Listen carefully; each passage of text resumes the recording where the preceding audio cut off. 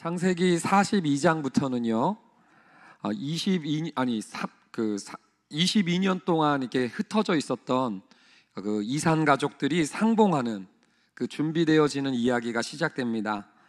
42장은 요셉이 애굽에 팔려갔던 13년, 그리고 애굽의 풍년 기간 7년, 그리고 극심한 기근이 7년 중에 2년이 지난 시점, 22년 되던 때의 이야기가 42장부터 시작이 됩니다.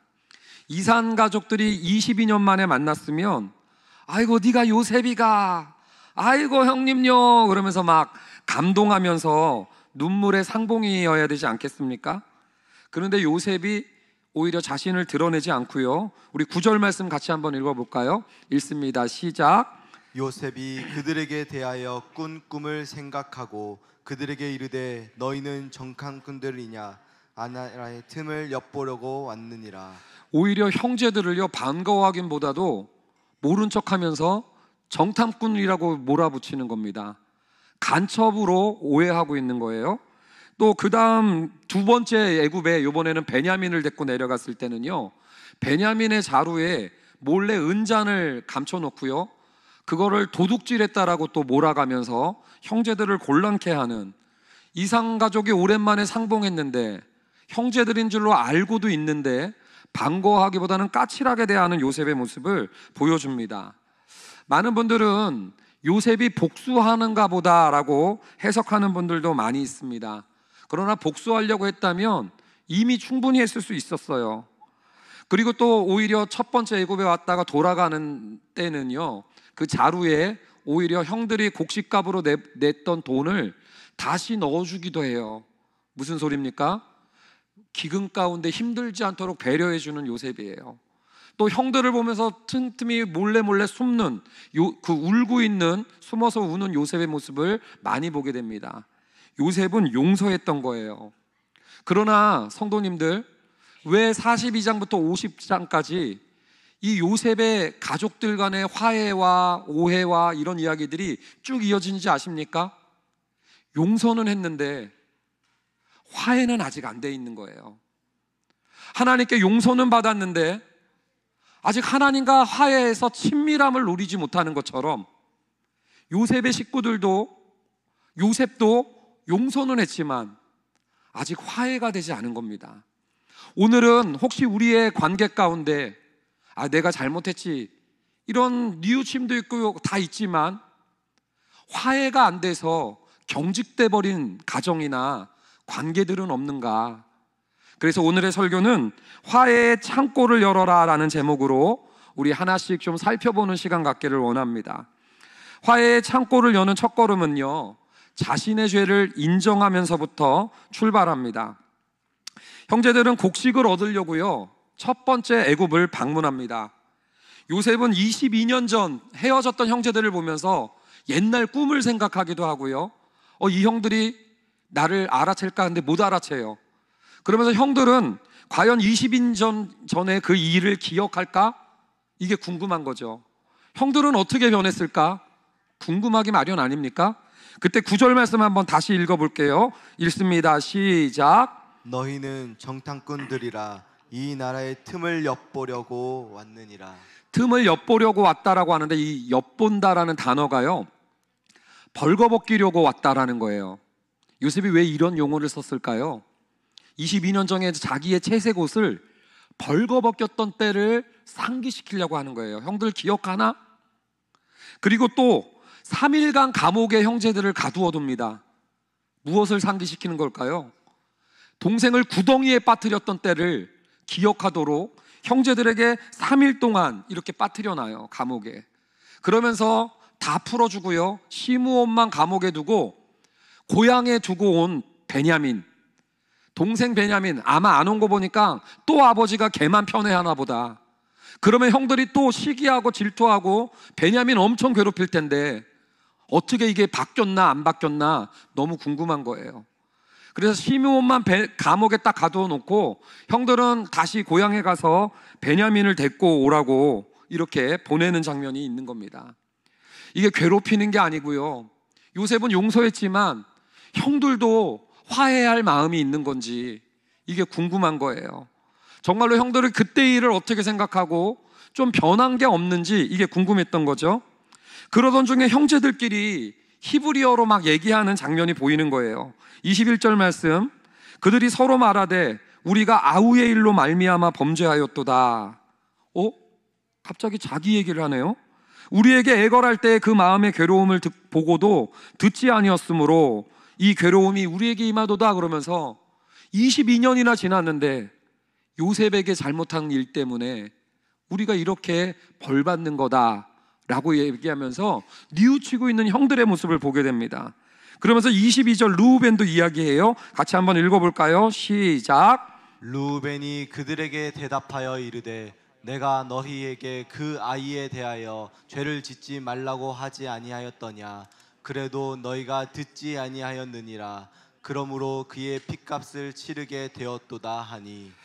루벤이 우리가 그 아이에게 죄를 짓지 말았어야 되는데 우리가 죄를 졌다라고 죄라고 표현을 하는 거예요.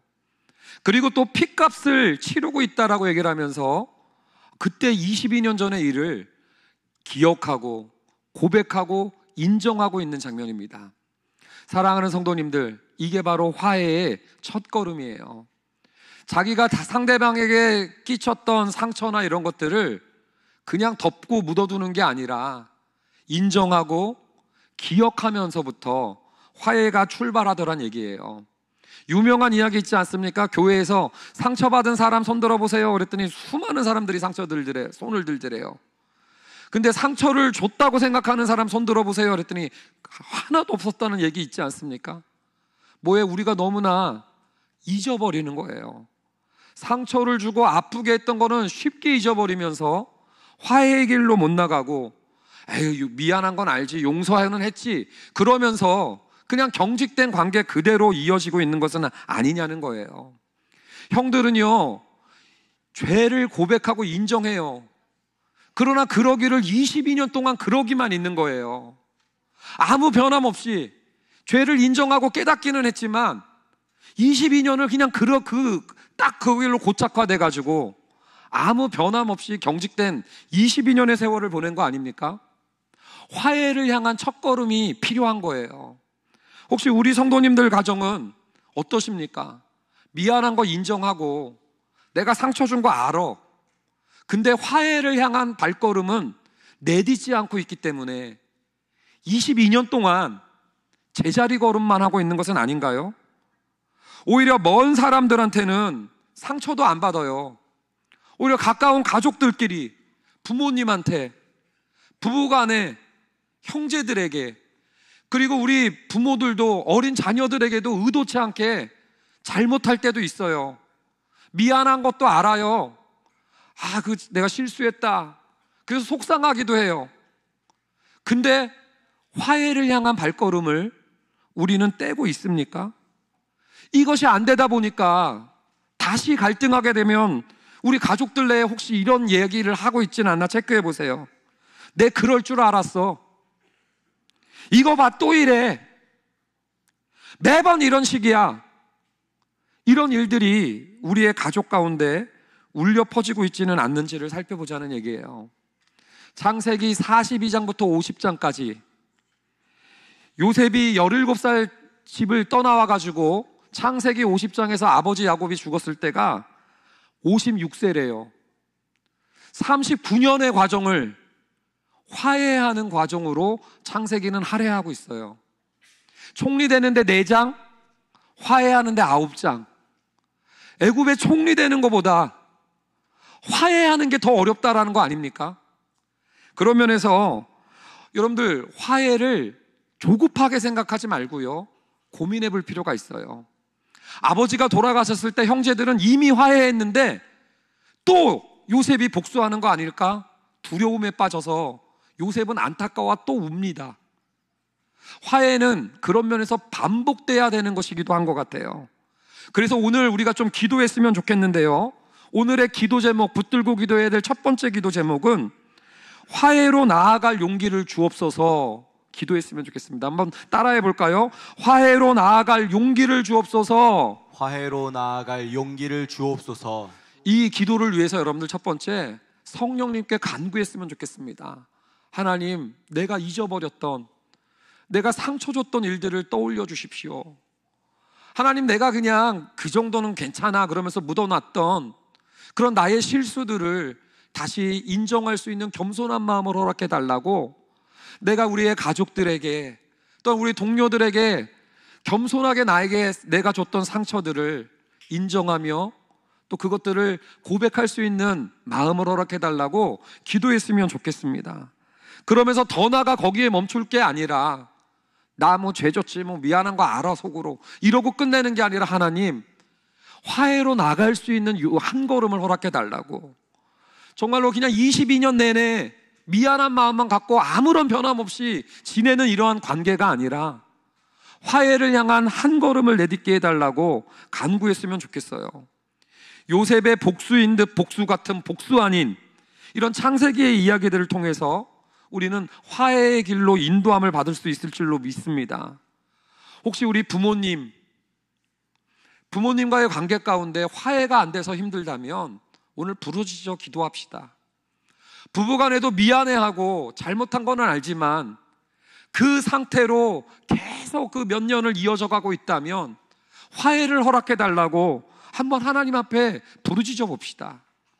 형제간에도 서운한 게 켜켜이 쌓여가지고 어떻게 해결되지 못하는 그런 영역들이 있다면 하나님 앞에 간구해 보고요, 자녀들에게도 잘못한 거는 알지만 묻어두지 마시고요, 하나님, 이것이 화해를 향한 한 걸음으로 내딛게 해달라고 기도하게 되는 우리 오늘 아침이 되기를 원합니다.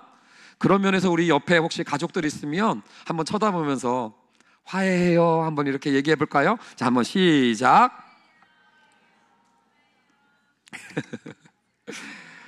화해의 창고를 여는 두 번째 발걸음이 있습니다. 고난 중에 변화로 나아가자는 거예요. 화해로 나가는 것은요, 여러분, 뭔가 진실된 변화의 모습을 보여주기 시작하는 겁니다. 첫 번째 애굽에 다녀온 다음에 베냐민을 데려오라고 시켰는데 아버지 야곱이 절대 못 보낸다 그래가지고요, 오랜 시간을 보내요. 그러다가 창세기 44장에 두 번째로 아버지를 겨우 설득해서 형제들이 베냐민을 데리고 애굽으로 내려가게 됩니다. 그때 요셉이 형제들을 위해서 식사 만찬을 하면서 차리면서요, 형제들이 정말로 화해가 준비가 됐는지 또 테스트를 하게 되는데 두 가지 테스트를 해요. 첫 번째 테스트는요, 시기심 테스트예요. 형제들과 식탁 자리를 차리는데요, 동생 베냐민이 데리고 왔잖아요. 베냐민에게 5배나 줘요, 음식을. 여러분들, 라면 1인분씩 다 먹는데 저한테만 5인분 끓여주면은요, 되게 의아한 거예요. 이거는 유머예요, 사실은. 여러분들, 형제들이 베냐민이 뭐 이런 강호동이었겠습니까? 똑같은 그냥 형제들이었을 텐데 베냐민한테만 5배를 몰아주는 편애를 보여주는 거예요. 왜 이랬을까요? 편애받았던 자기를 형들이 그 22년 전에 시기했었잖아요. 질투하고 미워했었잖아요. 22년 동안의 세월 가운데 이 편애받는 베냐민을 형제들은 어떻게 대하고 있는지 그 시기심과 질투를 테스트해 보려고 의도적으로 베냐민한테 5배나 되는 음식을 몰아준 거예요. 그때 형제들이 어떻게 보나 봤더니요, 여러분들 43장 34절 말씀 한번 읽어보겠습니다. 시작.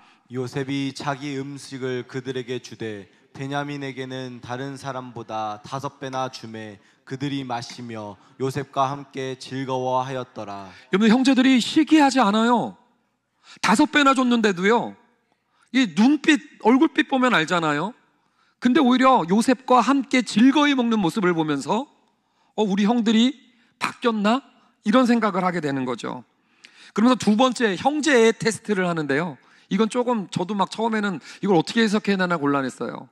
식사 잘하고 돌아가는데요, 요셉이 시켜서 베냐민의 자루에 몰래 은잔을 숨겨놔요. 그리고 한참 고향으로 돌아가는데 청지기를 시켜서 따라 붙입니다. 그리고 잠깐만요, 왜 우리 은잔을 훔쳐갔냐고, 어떻게 선을 악으로 갚냐고 그러면서 짐 검사를 첫째 형부터 시작해서 쫙 해요, 동생까지. 마지막에 베냐민 자루에서 은잔이 나온 거죠. 그랬더니 베냐민이 도둑놈으로 밝혀진 거 아닙니까? 나머지 형들은 돌아가도 된다고, 베냐민만 이젠 애굽으로 데리고 가겠다고. 근데 그때 형제들이 다 요셉에게로 와요. 이게 무슨 테스트일까요? 옛날에 요셉은요, 잘못한 거 없었는데도 형들이 자기만 살겠다고 동생 버려두고 자기들끼리 갔어요. 근데 요번에는요, 베냐민이 도둑으로, 마주 현장에서 도둑으로 드러난 거잖아요. 잘못한 거예요. 지 잘못이잖아요. 근데 잘못도 안 했던 요셉을 구덩이에 던져놓고 지들만 살아갔던 형들인데, 잘못하고 자기가 잘못했던 베냐민인데 형들이 어떻게 대하는가가 궁금했나 봐요. 그러다 보니까 이 형들이 다 가가지고요, 44장 16절에 유다라는 형제가 요셉에게 찾아가서 이런 얘기를 합니다. 한번 잘 읽어보세요. 읽습니다. 시작. 유다가 말하되 우리가 내 주께 무슨 말을 하오리이까? 무슨 설명을 하오리이까? 우리가 어떻게 우리의 정직함을 나타내리이까? 하나님이 종들의 죄악을 찾아내셨으니 우리와 이 잔이 발견된 자가 다 내 주의 노예가 되겠나이다. 이 말씀이 되게 중요해요, 여러분들. 첫 번째는 변명하거나 누구 탓하지 않아요. 내가 무슨 할 말이 있겠습니까? 그리고 두 번째는 우리가 어떻게 정직함을 나타내리까? 원망하고 탓하는 게 아니라 어떻게 하면 될까요? 어떻게 이 문제를 해결할까요를 같이 고민을 하죠. 그러면서 뭘 합니까? 하나님께 범죄한 겁니다. 이 죄는 가볍지 않습니다. 하나님을 향해서 내가 겨냥했던 범죄입니다. 이렇게 고백을 하면서요, 동생이 훔친 문제인데, 베냐민이 저지른 죄인데 그 죄를 제가 잘못했다고 그런 게 아니라 내 문제라고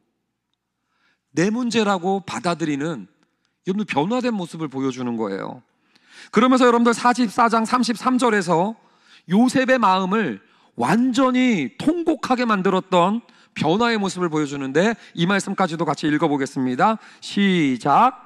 이제 주의 종으로 그 아이를 대신하여 머물러 있어 내 주의 종이 되게 하시고 그 아이는 그의 형제들과 함께 올려 보내소서. 이젠 더 나가서 그게 베냐민의 문제만이 아니라 우리 문제라고 그러더니요, 아예 이젠 자기가 대신해서 죄값을 치르겠다고, 베냐민은 살려주고 나는 희생양이 되겠다고, 오히려 나를 종으로 삼으라고 하는 유다의 모습을, 이야기를 듣고 여러분들, 이 가족의 화해와 회복이 이렇게 점점 가까워지는 모습들을 보여주고 있습니다.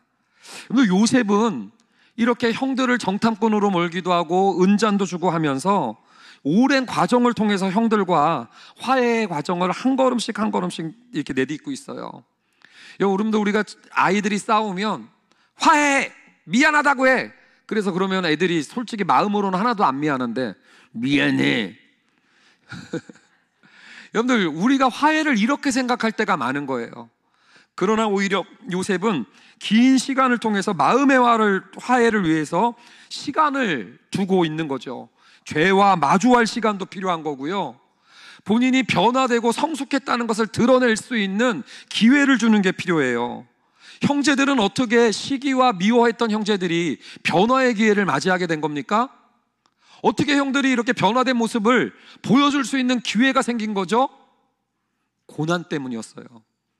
요셉이 의도적으로 고난을 던지면서, 시련을 던지면서 시므온을 감옥에 가두고 시므온을 구출해야 된다라는 고난과 시련을 주면서, 베냐민이 은잔을 훔친 도둑으로 누명을 쓰는 고난과 시련을 주면서, 이 고난 때문에 그 시간에 탓하던 형제들이 이 고난을 어떻게 활용하는 거예요? 내 문제로 받아들이고, 이 고난을 가지고 서로를 돌보는 모습으로 고난을 서로를 위한 성장과 성숙의 도구로 사용하는 계기가 되도록 오히려 요셉이 그 고난을 던졌더라고요. 혹시 하나님도 우리의 가정에 고난을 던질 때가 있을 거예요. 우리는 근데 이 고난을 어떻게 사용하고 있을까요?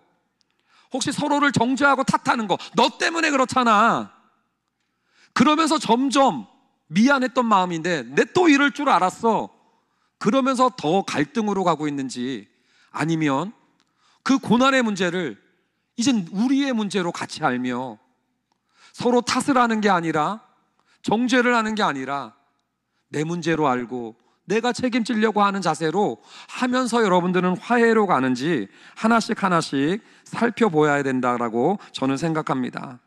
그런 면에서 여러분들 오늘의 두 번째 기도 제목입니다. 한번 따라해 보겠습니다. 고난을 화해의 기회로 삼게 하소서. 고난을 화해의 기회로 삼게 하소서. 고난을 화해의 기회로 삼게 하소서. 고난을 화해의 기회로 삼게 하소서. 여러분들 용서에서 그치지 맙시다. 아이 내가 뭐 덮었어. 그러나 여러분들 그러기가 22년이 그냥 지나가 버린 거예요. 화해를 향한 한 걸음을 내딛기 위해서 하나님은 또 고난을 주시면서 그 기회에 오히려 서로를 탓하는 게 아니라 내 문제처럼 받아주는 과정으로 되게 하지 않습니까? 하나님께서 저희 부부 가운데에도 우리 아내가 항암투병을 하게 될 때 그 고난이 오히려 우리 문제로 알게 하면서 더 부부간에 돈독하게 만드는 계기가 될 수 있는 것처럼 여러분들 우리의 오히려 고난의 문제들을, 어려움의 문제들을 우리는 어떻게 사용하고 있는지 살펴보는 이 아침이 되길 원해요. 마지막으로 화해의 창고를 여는 셋째 걸음이 있는데요, 한번 따라해 볼까요? 제일 중요한 겁니다. 화해의 중재자를 만나기. 화해의 중재자를 만나기. 화해의 중재자를 만나기. 화해의 중재자를 만나기. 여러분들 우리가 내 죄를 고백하고 깨닫고 그리고 고난을 우리의 문제로 알면서 내 문제로 책임져가는 변화와 성숙으로 가는 발걸음 너무나도 중요하지만 이 화해는 진짜 어려운 문제에서 그런지 내 힘만으론, 우리의 결단과 의지만으로는 이루어지지 않을 때가 있는 것 같아요. 그래서일까요? 창세기 42장부터 45장 화해하는 사이에 중재자가 등장해요. 유다입니다. 유다. 가장 중요한 역할을 했었던 것이 유다라는 사람이었는데, 유다가 없었다면 이 형제 간의 화해가 매칭이 안 되는 거예요. 먼저 아버지 야곱은요, 베냐민 절대 보낼 수 없다고 그러면서 화해를 이 핑계 저 핑계 대면서 미루고 있거든요. 그때 유다가 그 아버지를 설득하는 게 43장 9절이에요. 같이 한번 읽어보겠습니다. 시작. 내가 그를 위하여 담보가 되오리니 아버지께서 내 손에서 그를 찾으소서. 내가 만일 그를 아버지께 데려다가 아버지 앞에 두지 아니하면 내가 영원히 죄를 지리이다. 유다가 아버지한테 설득해요. 내가 담보가 되겠다고, 내가 보증이 될 거라고, 내가 책임지겠다고 그러면서 맹세를 하면서 아버지를 설득합니다. 그리고 유다가 형제들을 아직 의심하고 있을 때, 요셉이 형제들을 의심하고 있을 때도 유다가 또 나서서 또 중재를 해요. 44장 32절입니다. 읽습니다. 시작. 주의 종이 내 아버지에게 아이를 담보하기를 내가 이를 아버지께로 데리고 돌아오지 아니하면 영영이 아버지께 죄짐을 지리이다 하였사오니. 자기가 아버지께 보증이 됐다고 그러면서요, 33절도 한번 보세요. 이제 주의 종으로 그 아이를 대신하여 머물러 있어 내 주의 종이 되게 하시고 그 아이는 그의 형제들과 함께 올려보내소서 그러면서 자기가 책임진다고 했으니 내가 대신하겠습니다. 그러면서 여러분들 그 요셉 앞에 유다가 나서서 형제들과의 화해를 시키는 장면이 펼쳐지고 있는 거예요. 이 장면을 왜 보여주는지 아십니까? 화해는 어려워요. 유다가 필요합니다. 우리가 용서하고 왜 22년을 그냥 방치하는지 아십니까? 우리의 가정에, 내 삶에 유다를 만나지 못했기 때문이에요. 그러나 이 장면을 왜 보여주신지 아세요? 하나님은 우리에게 유다의 자손을 보내주셨거든요. 하나님은 용서를 받았다라고는 알지만 아직 화해하지 못한 우리를 위해서 유다의 후손 보내주셔서 우리와 하나님 관계를 화해시키고 우리와 서로 간의 관계를 화해시키는 더 탁월한 유다를 보내주셨거든요. 바로 그분은 누구시겠습니까? 예수 그리스도예요. 유다는 동생을 은 20에 팔아버렸던 부족하고 죄 많았던 사람임에도 불구하고 요셉과 형제들을 화해시킬 수 있었다면 우리 예수님은 죄가 없으셨어요. 오히려 형제들에게 은 30에 팔릴 정도로 더 억울했던 분인데 이분은 유다보다도 더 큰 화해와 화목을 시킬 수 있는 능력이 있었던 분입니다. 유다는요, 요셉 때의 유다는 보증이 되고 책임을 진다고 했지만 사실 책임진 거 없지만 우리 주님은요, 히브리서 7장 22절에 보면 예수는 더 좋은 언약의 보증이 되셨다 그러면서 죽기까지 책임지셨다는 거예요. 유다는 대신하겠다고 하면서 종이 되겠다고 했지만 고린도후서 5장 14절 보십시오. 모든 사람을 대신하여 죽은 분은 우리에게 유다로 화해자로 찾아오신 예수 그리스도인 줄로 믿으시기 바랍니다. 하나님은 우리의 관계를 용서에서 머무르는 것이 아니라 화해까지 이끌기를 원하세요. 그리고 예수님을 죽기까지 보증이 되시는 분으로, 우리를 대신해서 십자가를 포기하지 않는 분으로 보내주셔서 우리의 관계가 풍성한 열매 맺기를 원하고 계시는 겁니다. 여러분들, 그래서 오늘의 기도 제목 마지막입니다. 초기에 서로 바꾸려 하기보다, 이거 잘못 쓰네요. 자, 화해의 중재자, 여기부터 하면 됩니다. 화해의 중재자 되시는 주님을 따르며 순종하게 하소서. 화해의 중재자 되시는 주님을 따르며 순종하게 하소서. 마지막으로 한 번 더요. 화해의 중재자 되시는 주님을 따르며 순종케 하소서. 주님을 따르며 순종하게 하소서. 이게 참 막연한 표현이죠. 제가 주님 사용 설명서, 주님 화해자 사용 설명서를 마지막으로 이렇게 전달해드리고 마무리 짓도록 하겠습니다. 우리는 화해하라고 그러면 서로 양당 간의 화해만 생각해요. 내가 이렇게 했으니까 너 이렇게 해야 되는 거 아니야? 내가 이만큼 했으면 너도 이젠 이만큼 따라와야지. 서로 간에 1대1로 맞짱 화해를 하려고 그래요. 그럼 여러분들, 주님을 화해자로 모신다는 건 뭐예요? 형제들이 요셉과 맞짱 뜨는 게 아니고요, 유다를 통해서 얘기하는 거예요. 우리의 화해는요, 서로 내가 이렇게 했으니까 너 이만큼 해줘가 아니라 주님을 중재자로 두고, 내가 주님께 억울해요 주님, 이거 참나 속상해요, 주님한테 이르는 거예요. 그러면서 주님한테 계속 또 순종해가는 나의 발걸음입니다. 이 사람도요, 그 주님께 순종해가는 거예요. 우리가 서로 화해하는 게 아니고 각각 주님한테 인도해달라고 순종하면서, 물론 속도는 다를 수 있겠죠. 이러다가 여러분들 주님께 순종하는 이 자리에서 화해가 되게 되는 줄로 그림을 한번 그려보십시오. 저는 오늘 말씀을 생각하면서 우리 주님이 화해자시구나, 그러면서 주님한테 이런 표현해도 되는가 모르겠는데 주님이 딱풀이시구나. 뭐요? 딱풀입니다. 딱 달라붙는 거예요. 두 종이가 아무리 색깔이 달라도 딱풀로 붙이면 딱 달라붙어요. 그러나 이 사이에 먼지나 지푸라기나 같은 이물질만 없다면 딱 달라붙어요. 여러분들, 안 될 거다라는 생각, 상처에 대한 집중, 서운하다라는 지푸라기, 정죄감이라는 거, 내가 이만큼 했는데 왜 이만큼 안 따라오나라는 그 먼지들 한번 털어보시고 주님의 딱풀로 한번, 여러분들 오늘 말씀 기억하기 위해서, 주님 사용은 여러분들 삼각형이라고 그랬어요. 그래서 딱풀을 이렇게 한번 묘사해 봤어요. 자, 한번 따라해 보겠습니다. 시작. 자, 화해케 되시는 우리 이어진 교회 모든 성도님들 가정 되시기를 주님의 이름으로 축원드립니다.